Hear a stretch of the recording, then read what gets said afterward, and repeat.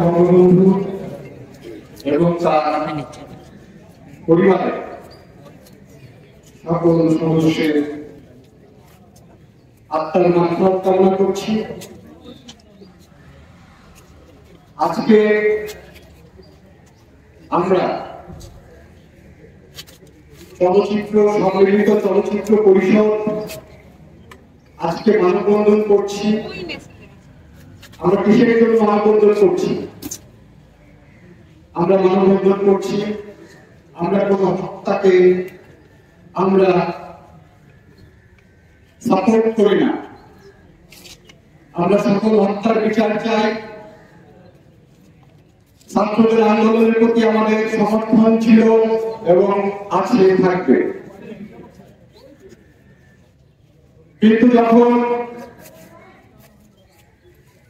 দেখলাম ছাত্রদের আন্দোলন আর ছাত্রদের হাতে থাকলো না, ছাত্রদের আন্দোলন যখন তৃতীয় পক্ষের হাতে চলে গেল, তখনই আপনারা লক্ষ্য করেছেন, তখনই দেশ ধ্বংসের পরিকল্পনা শুরু হল। আজকে বাংলাদেশের আজকে যে এই সংস্কৃতি অঙ্গন থেকে আমরা মানববন্ধন করছি, চলচ্চিত্রের সূতিকাগার থেকে আমরা মানববন্ধন করছি, আমাদের চলচ্চিত্রের আরেকটা সূতিকাগার যেটা বাংলাদেশের জন্মের সংস্কৃতি অঙ্গনের সূতিকাগার টেলিভিশন জ্বালিয়ে দেওয়া হলো। মুক্তিযুদ্ধের সমস্ত আর্কাইভের যত ফুটেজ ছিল সেগুলো ধ্বংস করার জন্য সেখানে অগ্নিসংযোগ করা হলো। আজকে পদ্মা সেতু যারা চক্রান্ত করেছিল, পদ্মা সেতু যারা অর্থায়ন করে নাই, সেই চক্রই কিন্তু আজকে সেতু ভবনে হামলা করে তারা যখন পদ্মা সেতু দিয়ে মানুষ পারাপার হচ্ছে, লক্ষ লক্ষ কোটি কোটি মানুষ, তখনই সেই সুতা শৈবাল না করে তারা সেতু ভবনে অগ্নিসংযোগ করে তাদের সেই যে চক্রান্ত, সেই চক্রান্তের উল্লাস করল আমরা দেখতে পেলাম। আমরা দেখতে পেলাম এক্সপ্রেসওয়ে পুড়িয়ে দেওয়া হলো, টোল বাজার সারা বাংলাদেশ জ্বালিয়ে দেওয়া হলো। আমার বিশ্বাস এই কাজ ছাত্ররা কোনদিন করতে পারে না, এই কাজ ছাত্রদের না, এই কাজ এই ছাত্রদের আন্দোলন যারা চিন্তাই করে নিয়েছে, এই কাজ তাদের, এই কাজ যারা দ্বিতীয় পক্ষ তথা জামাত শিবির রাজাকার এবং এই বিএনপি এই আজকে ছাত্রের এই আন্দোলন, ছাত্রদের আন্দোলন চিন্তাই করে এই ধ্বংসাত্মক কার্যক্রমে তারা চালিয়ে যাচ্ছে।